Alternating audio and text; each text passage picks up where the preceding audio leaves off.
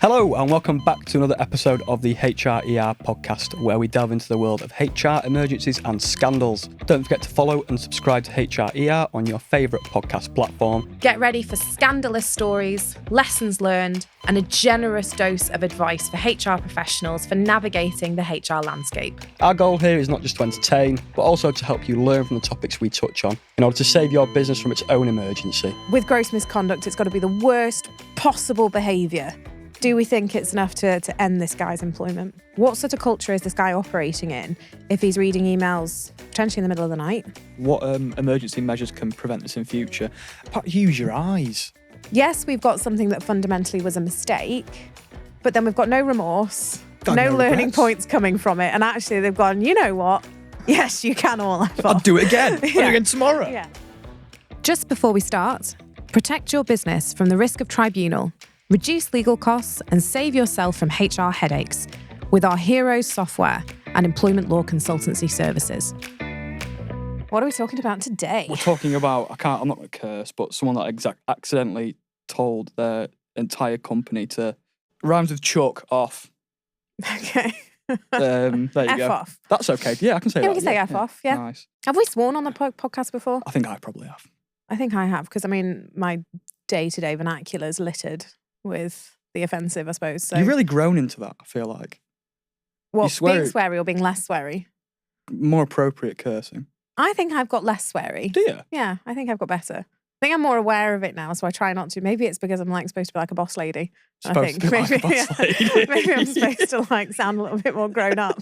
At least you're trying. Yeah, so I'm trying. That's the main thing. The world Well, loves a trier. let's get this read out, shall we? Hi, Alyssa. I could use some perspective on a tricky situation.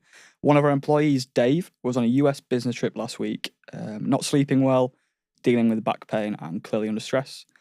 He'd been getting a lot of spam calls and scam emails. Out of frustration, he replied to what he thought was another phishing message with F off. F off, yeah. Then reported and blocked the sender. Unfortunately, it turned out that email was legitimate and it was to the whole company. Even worse, he accidentally hit reply all to over 400 recipients, including the CEO, who now wants him gone. Would you treat this as gross misconduct, a written warning, or a training opportunity given the context? So it's an interesting one. They're Oh, always yeah. interesting ones, and they're always Dave, aren't they? Oh, Maybe it's we need to work coincidence, on that, our innit? Yeah. we need to work on our anonymous methods, I think. Yeah, I do. We have a lot of Daves. But And I always think that the bad behaviour is always men. It's never women, Yeah, is yeah, it? yeah, They're always Dave. I'm surprised we haven't been picked up for that yet. Yeah, true. Though now that we've pointed it out, I'm sure someone on TikTok will give us hell for it. But Put it anyway, in the comments. yeah, as usual, Dawn will deal with you. It's fine. So yeah, it's a reply all situation. So there's a few things to unpick here. We've got someone who, I think you were saying there's some physical health issues, maybe some mental health issues, clearly working under a bit of strain, has used very offensive language in reply all situations. So loads and loads to unpick here, which is what is gross misconduct? What is, enough to say that we've got a total breakdown of trust and confidence in someone, and whether it's enough to justify dismissal, whether it is a training situation, but also potentially some data protection practices here that are going on that we might need to have a chat about. Yes. Yeah, why is he in that situation in the first place where he's getting all these emails? And But also the whole, reply all. I mean, I remember when we were, sort of planning the session, because believe it or not, we do plan them. We don't just come on here and just chat rubbish for half an hour. Or maybe we do chat rubbish for half an hour, but it's planned rubbish. It's a big thing within law firms. One, replying all on chains without realising that obviously there's lots of people on there, and inadvertently releasing attachments out into the wild that shouldn't be. And also when you've got the pre-population in the to field, so you start typing someone's name, you hit return when it's flashed up an email address and actually it's not the right person. Yeah. So it's something for solicitors that carries a lot of risk, because if you release obviously confidential information or something that's got advice or financial details or anything like that, I think the last example I saw of this was a wills and probate lawyer who released all the financial details of someone's estate, what someone was going to be inheriting. So the person who was going to be the beneficiary of the inheritance, so it's how much money they were getting across what assets and shares, but it also had their name, date of birth and address. Who did that go to? Somebody else. Oh, someone not connected with the estate. Oh, So someone who dear. knew the name of the individual, their date of birth, address, and how much money they were in line for. Oh, Christ. So a huge breach. So things like Yeah. that can result in, solicitors getting in a lot of trouble, potentially losing their jobs. Mhm. So when I've worked at firms in the past, there's various safeguards that can be put in place. So one, that the auto population's taken off entirely, which frustrates people because you have to type out email addresses, or that there's a pop-up that says, is this the right person? Are you sure? Are you type in, sure yeah. before you send this? So we've got that catch-all. But it's one of the smallest things. It's something that makes our life easy, is reply all and the auto population, but can be fraught with risk. In this situation, it's led us to the question where we're talking about, is this someone who's guilty of gross misconduct? It's very dangerous. We've all been included in them as well. Actually, you've got a unique name though. Yeah, I have. So maybe me, I get caught in the reply alls, but people don't tend to email me by mistake. No. Most people only know one Alyssa. Yeah, you're the only one, to be fair.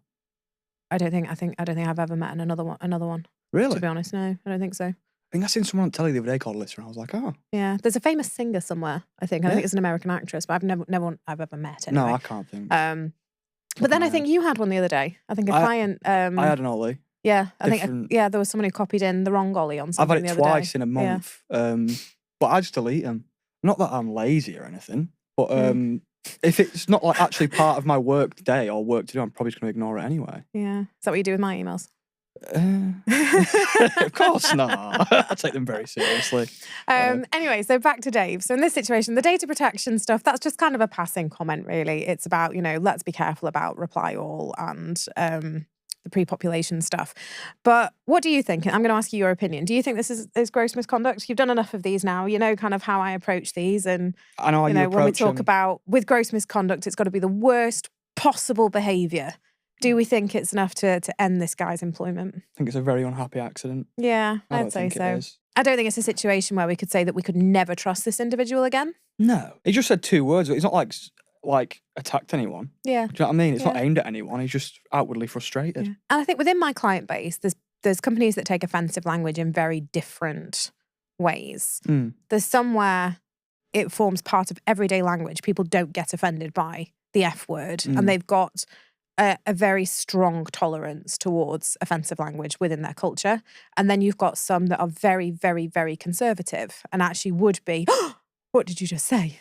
When someone uses the F word in conversation.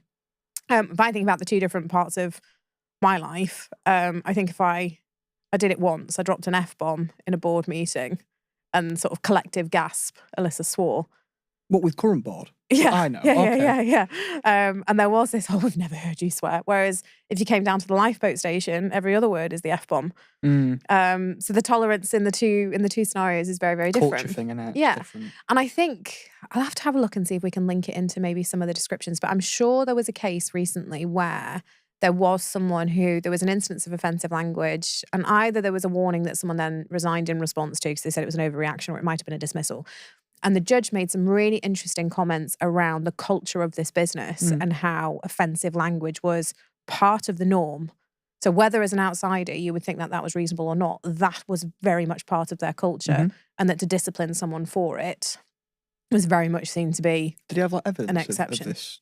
Like the people using words? I think it was witness evidence to say ultimately, it littered their communications. Okay. It was the sort of thing that was seen as part of normal communication. So I think with this one, yes, even if in the culture of this business, unless we're talking about somewhere that has, very, very strict cultural restrictions, maybe akin to religious, kind of level of standards of behaviour, maybe you could potentially say this is very serious, but I'd say you'd have to have some really exceptional reasons to dismiss somebody for dropping an F-bomb in an email, particularly in a situation where it can be seen that this is a mistake. Depending on the context of that email, though, if it was, for example, CEO emails everybody and they're like, we're cancelling Christmas, everybody has to work because of business demand, and he's done a reply all that goes, F off, that could be seen actually as someone who is responding to the CEO and actually being really, really rude about potentially a reasonable management instruction. Yeah. His opinion on the whole thing. So I think it's back to that whole, our favourite lawyer response is, it depends. What's the culture of the business? I would say in this particular situation, was it reasonably obvious that this was someone who was making a mistake rather than throwing his toys out the pram in response to perhaps an instruction from management? So my answer to HR in this situation would be is we need a bit more detail from you. We need to understand a bit more about what it was that he was responding to. Because if he's replied in frustration to something that they thought was spam, maybe it was like someone circulating a company offer or something. For him to have read it and think, this is spam. It must have been something that's like, employees get a discount of 50% if you buy something on this day. Yeah, that sort of thing, So we're taking gross misconduct off the table. Okay. At this point. So now we're going to decide, is it something that we'd issue a warning for? Is it something that we'd go and deliver some training on? A little bit backtracking a bit. It mentioned at the start, like he had a back pain and you know what I mean, stress and what have you. He's been on a long flight. He's been in America. He's a bit out of sorts. Are there any reasonable adjustments for these sort of potentially? aspects? So if he is a disabled employee, before we go and dive into disciplinary stuff, we need to think, has his disability impacted on his behaviour in this situation? So if he's not sleeping, if he's not, reading things properly, potentially. So it might be that we do treat this as something with a bit more empathy. And I think we've dealt with it on previous pods where we had someone who, because of a disability, was blaming their aggressive behaviour. It was the Asda kid. Yeah. So we can still have minimum standards of behaviour. Yeah, of course. Even when disability is a factor. The other side of this, potentially linked to disability, is what sort of culture is this guy operating in if he's reading emails potentially in the middle of the night? If he is tired and have to travel, that he feels like he has to be checking his messages. Yes. So there's two things. One, disability, has it actually impacted what's happened here? But two, if he's had a long flight, he's overworked, he's landed and he's felt he's got to get straight back on it, well, have we put him in a situation where he's so burnt out that he isn't reading emails properly and he's making mistakes? There's the boots on his neck type thing, yeah. Yeah. You don't know, do you? Next question. We're still going from like HR perspective here. Yeah. The CEO wants the employee terminated. Where do my legal responsibilities as HR begin and end? So HR is in a difficult situation when you've got a CEO who's like, I want this person gone. Depending on the character of the CEO and some of the ones that I've worked with within our client base, once their mind is made up, that's very, very difficult to change. And I have seen situations where you've got a CEO who has accepted the decision a HR has made, but then that person has a target on their back. Not HR, the individual that they wanted gone. So come hell or high water, they are going to find a reason why they want this person out. They'll make their life very, very difficult. And it's very clear that there then becomes a targeted campaign. So I'd say in this situation, HR's role does extend to explaining, the reasonable responses that a company is expected to make. We can't have this attitude, it's my business, I will do what I want. If you're operating a business within the UK, you have to operate your business within the laws of the UK. So yes, you have your discretion to act as you please within the boundaries of the law.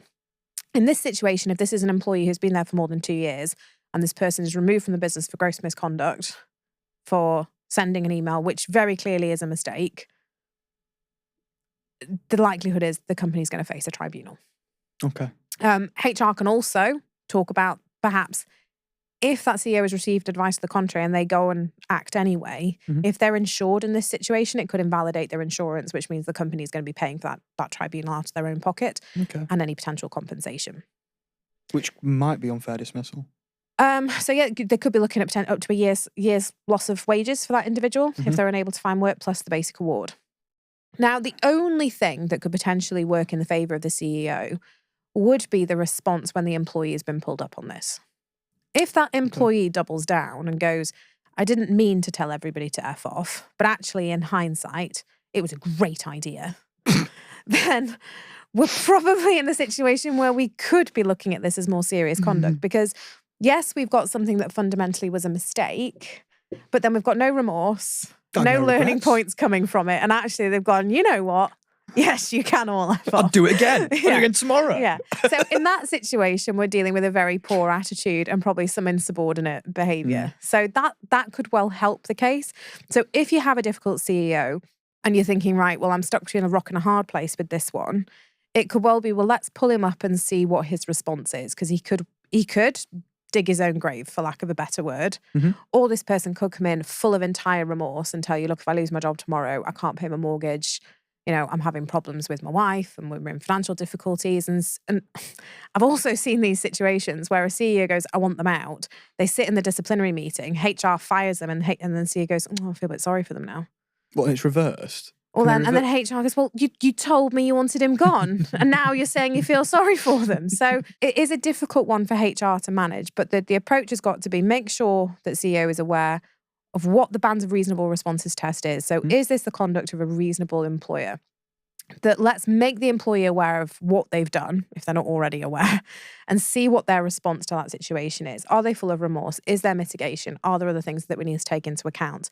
Is it consistent with the way that we treat other people? If we have a zero tolerance policy to abusive language in emails and we've dismissed people for it before, then maybe. But if not, and this is going to stand out as being exceptionally harsh, we're going to be at risk. You do sometimes get egos running businesses who thrive on risk and think, well, I've run a business on risk my whole life. Don't tell me what risks to take. Tell them how it's going to hit their pocket, how it's going to hit their bottom line, money, and how it's going to impact potentially their insurance premiums. You mentioned that, just to backtrack a minute, you mentioned there that like how it's perceived, how this situation might be perceived. With that, would you ever speak to the workforce about how it came across to them and their opinions on it? Yes, so particularly if this has been a reply all. Yeah. I would say the most probably reasoned way of responding to this is going to be, if the employee doesn't or isn't already aware, telling them what they've done, expecting an apology off them, and that they respond to the workforce themselves and say, I'm dreadfully sorry. I thought I'd received a spam email, but even so, should never speak to people in that way. It was totally unprofessional. Yeah. And, kind of be done with it and close the door on it. And then maybe do a bit of data protection, GDPR, and, email privacy training with the workforce. The difficulty here is the CEO's personality and their expectations. Absolutely. We'll move on to questions from the employee perspective now. You've just covered it a bit there, but should an apology to those affected be mandatory? Or could that, would it be in person, via email?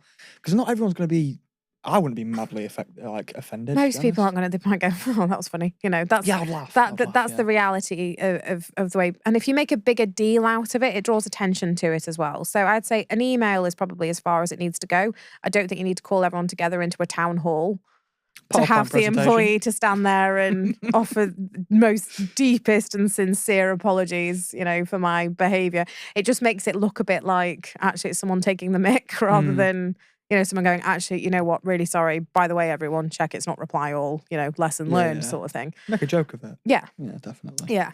But no, I don't think we need to go too far. If we make it mandatory, then it's how sincere it is. And again, this is drawing attention or blowing up a situation that probably doesn't need to be made as big as it is. If we're saying an apology to the entire workforce is mandatory and the employee doesn't particularly want to do it, they think that we're blowing it out of proportion and we make them do it anyway. Well, how are they going to be talking to their colleagues about it? So when someone goes, oh, I read your apology, mate, and you'd be like, yeah, it was a load of rubbish. They made me do it. It's kind of it's undermining what we're trying to achieve. Word will soon get round as well. Kind of thing, you know what I mean? Really, we want to show a bit of empathy. So the employee's like, yeah, I've made a bit of a mistake here. Company's been relatively gracious about it. We've learnt something from it and we move on. If this person, however, has a bit of a history of behavioural issues, so we have issues with the way that this person speaks to people anyway, perhaps they use an aggressive tone, perhaps they do use offensive language with people when they've asked them not to, then maybe we do start to look at mandatory apologies and warnings. So maybe we could escalate it. But again, it's back to that whole, well, what's the context? If this is someone who is a gold star employee, has never had any behavioural issues, and this is a total one-off, I wouldn't be making such a big deal out of it. But if it's someone where there's been a litany of issues, and this is just one more thing from Dave, well, maybe we do start to go down the warning process. Context is everything, isn't it? Yeah. It really is. Second question from an employee. Do I have grounds for a claim if they do dismiss me with no notice? Again, favourite lawyer answer, it depends. So if we've got the situation where we've got gold star employee, clean employment history, been there for 2 years, no priors, and we dismiss for gross misconduct based on that, that individual is probably going to have an unfair dismissal claim. If disability is a factor as well, potentially there could be some sort of disability discrimination in there as well.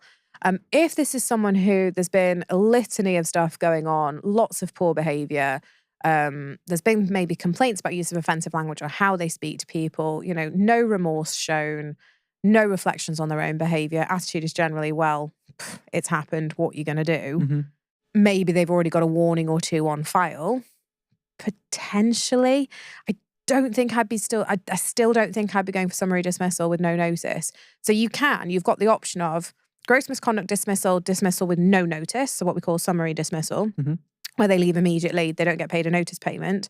But then you have got kind of like a micro step down where we're still dismissing, saying your employment is going to end because of behaviour, but we are going to pay you notice. Okay. So they actually get the notice payment. Mm-hmm. So it's not quite as severe as the full-blown gross misconduct summary dismissal. They're still getting something on their way out. And it's a useful tool sometimes where it is one of those borderline cases.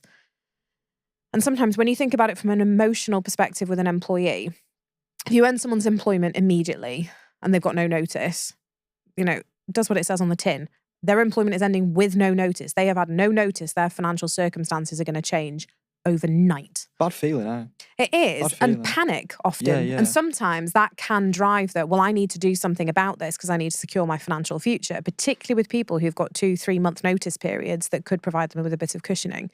So if you've got something that's borderline and you think we just can't see how we can bring them back in, but equally dismissal without notice feels very harsh, dismissal with notice can sometimes take the steam out of that dismissal a little bit. And it stops that immediate emotional reaction to a dismissal, particularly if they're getting a 2-3 month notice period out of it. My first job I ever had, it was an apprenticeship back when they did them.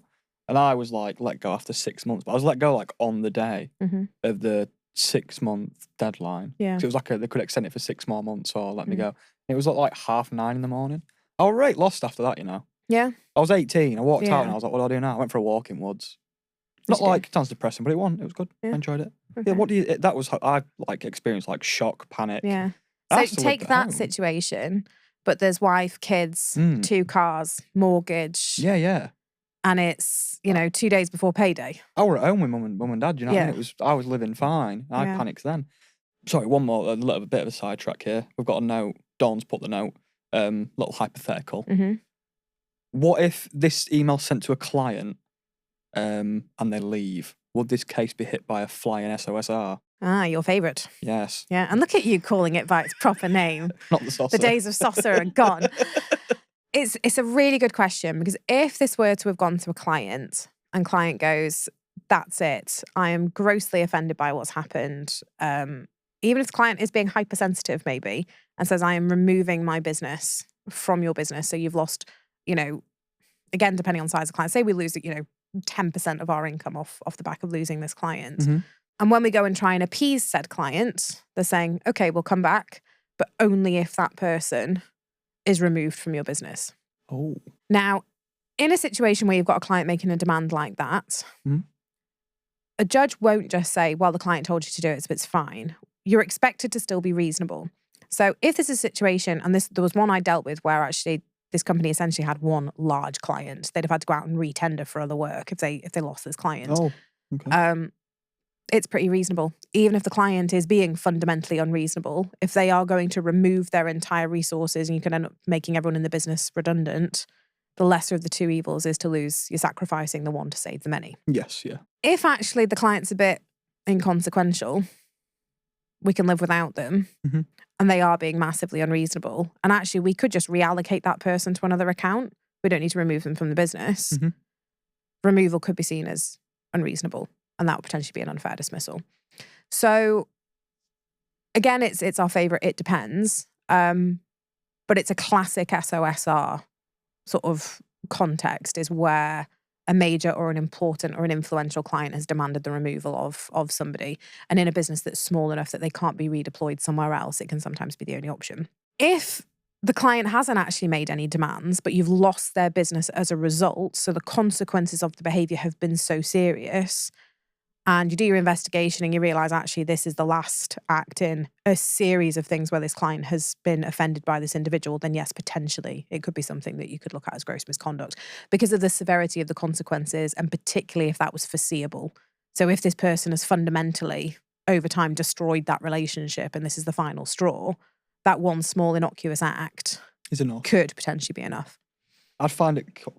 I'm coming from like a employee perspective, obviously, but if a big company lobbied for the removal of an employee from a business, I'd find it quite distasteful.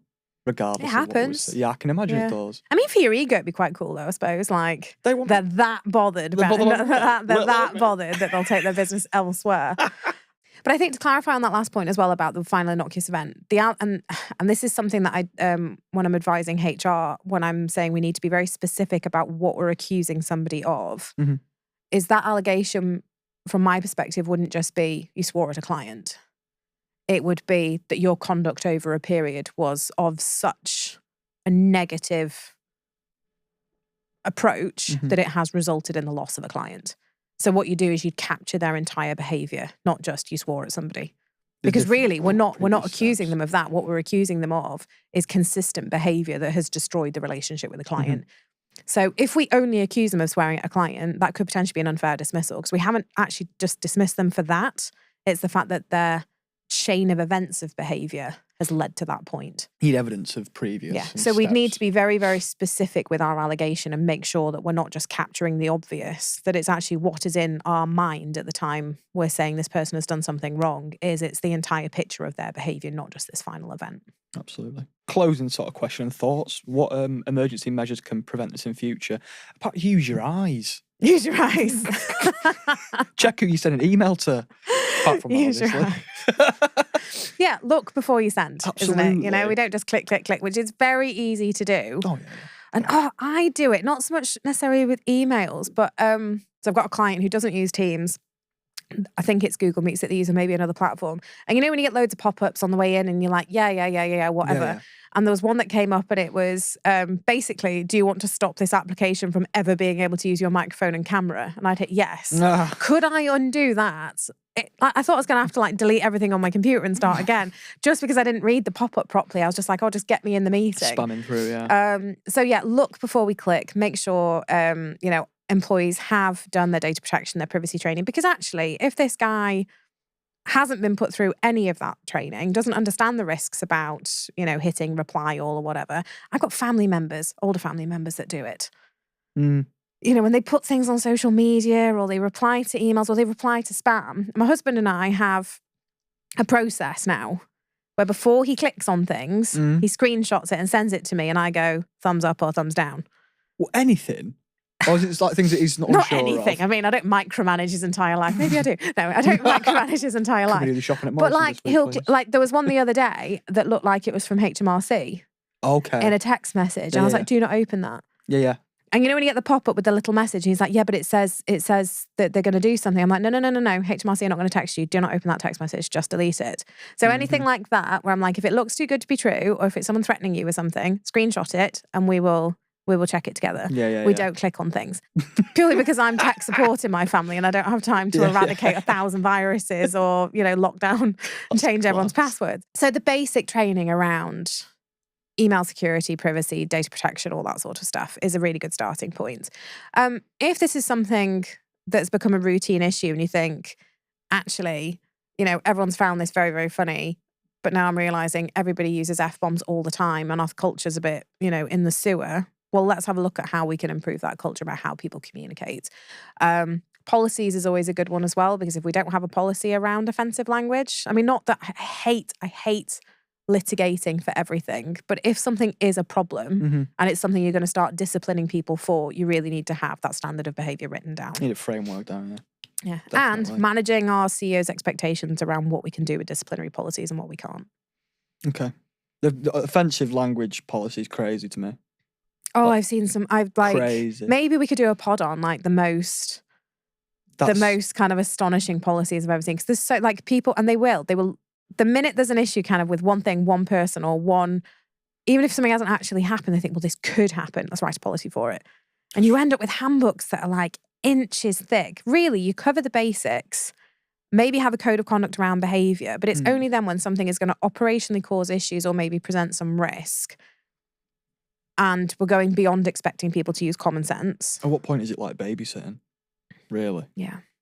Like you should know what to say and what not to say by the time you're an adult. Yeah. I think I'm going to find my sort of favourite pet hates, I think. That'd be for- good. for If we another can, pod. like, I don't know if we'll be allowed to, but if we can go through, like, excerpts of some policies, you know, Yeah. and just, like, laugh at them. Yeah, that'd be good. That would not be offensive to people at all, Well, we're not going to name the companies they've come from or who's written them. aren't we?